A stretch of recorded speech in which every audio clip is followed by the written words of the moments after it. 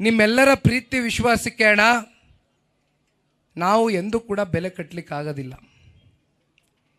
ನೀವು ತೋರಿಸ್ತಾ ಇರ್ತಕ್ಕಂಥ ಈ ಪ್ರೀತಿ ವಿಶ್ವಾಸ ಅಭಿಮಾನ ಇವೆಲ್ಲವನ್ನ ಇವತ್ತು ರಾಜ್ಯದ ಉದ್ದಗಲಕ್ಕೂ ನಾನು ಪ್ರವಾಸದ ವೇಳೆ ಏನು ಗಮನಿಸ್ತಾ ಇದ್ದೇನೆ, ಇವತ್ತು ಸನ್ಮಾನ್ಯ ದೇವೇಗೌಡರು ಸಾಹೇಬರು ಸನ್ಮಾನ್ಯ ಕುಮಾರಣ್ಣ ಅವರು ಸಂಪಾದನೆ ಮಾಡಿರ್ತಕ್ಕಂಥ ಆಸ್ತಿ ಇವತ್ತು ನಮ್ಮ ಕಣ್ಮುಂದೆ ಕಾಣ್ತಾ ಇದೆ. ಮೊದಲನೇ ಬಾರಿ ಅವರು ಈ ರಾಜ್ಯದ ಮುಖ್ಯಮಂತ್ರಿಗಳಾದಂಥ ಸಂದರ್ಭದಲ್ಲಿ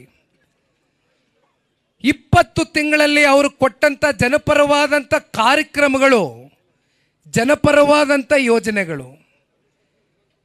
ನಾನು ಮೊನ್ನೆ ದಿನ ಒಂದು ಸಣ್ಣ ಘಟನೆಯನ್ನು ನಿಮ್ಮ ಮುಂದೆ ಇಡಲಿಕ್ಕೆ ಬಯಸ್ತೇನೆ. ರಾಯಚೂರು ಜಿಲ್ಲೆಯ ಮಾನ್ವಿ ತಾಲೂಕಿಗೆ ಹೋಗಿದ್ದೆ. ಕರೇಗುಡ್ಡ ಅಂತಕ್ಕಂಥ ಒಂದು ಗ್ರಾಮ. ಆ ಗ್ರಾಮದಿಂದ ಒಬ್ಬರು ಅಂಗವಿಕಲರು ಬಂದಿದ್ರು, ವಿಕಲಚೇತನರು. ಅವರು ಒಂದು ಪತ್ರವನ್ನು ಬರೆದು ಕಳಿಸ್ಕೊಟ್ರು. ಆ ಪತ್ರ ಓದಿದೆ.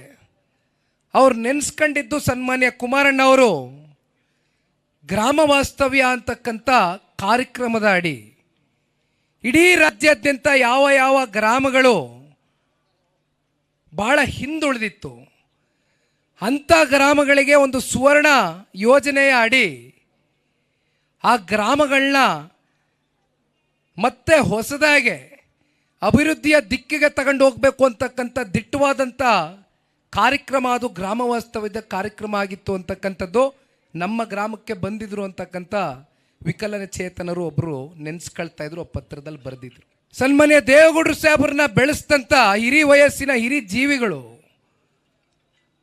ಇವತ್ತಿಗೂ ಕೂಡ ನಮ್ಮ ಪಕ್ಷದ ಪರವಾಗಿ ಧ್ವನಿಯನ್ನು ಎತ್ತಾರೆ.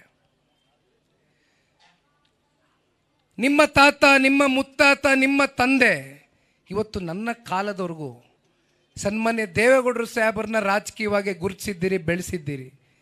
ಸನ್ಮಾನ್ಯ ಕುಮಾರಣ್ಣ ಅವ್ರನ್ನ ಗುರುತಿಸಿದ್ದೀರಿ, ಬೆಳೆಸಿದ್ದೀರಿ. ಈಗ ನಿಖಿಲ್ ಕುಮಾರಸ್ವಾಮಿಗೂ ಅಷ್ಟೇ ಪ್ರೀತಿ ಕೊಡ್ತೀನಿ ಅಂತಕ್ಕಂಥದ್ದು ಇವತ್ತು ನಿಮ್ಮ ಹೃದಯ ವೈಶಾಲ್ಯತೆ ತೋರಿಸ್ತಾ ಇದ್ದೀರಿ. ನಿಜಕ್ಕೂ ಕೂಡ ಇದಕ್ಕೆ ನಾನು ಬೆಲೆ ಕಟ್ಟಲಿಕ್ಕೆ ಆಗೋದೇ ಇಲ್ಲ, ಬೆಲೆ ಕಟ್ಟಲಿಕ್ಕೆ ಆಗೋದೇ ಇಲ್ಲ ನಿಮ್ಮ ಈ ಪ್ರೀತಿ ವಿಶ್ವಾಸಕ್ಕೆ.